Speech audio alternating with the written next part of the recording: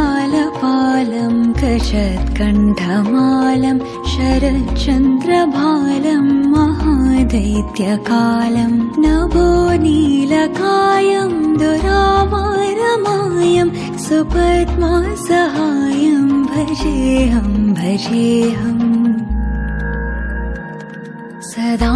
सदाम्भोधिवासं गलत्पुष्पहासं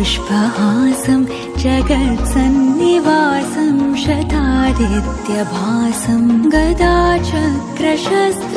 लसत्पीतवस्त्रं हसच्चारुवक्त्रं भजेऽहं भजेऽहम् रमाकण्ठहारं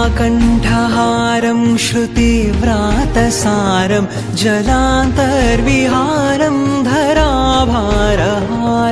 चिदानन्दरूपं मनोज्ञस्वरूपं धृतानेकरूपं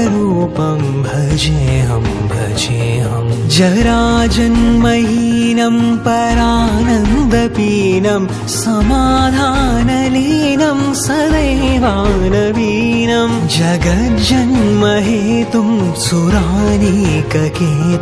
त्रिलोकैकसेतुं भजेऽहं भजेऽहम् कृताम्नायगानं खगाधीशयानं विमुक्ते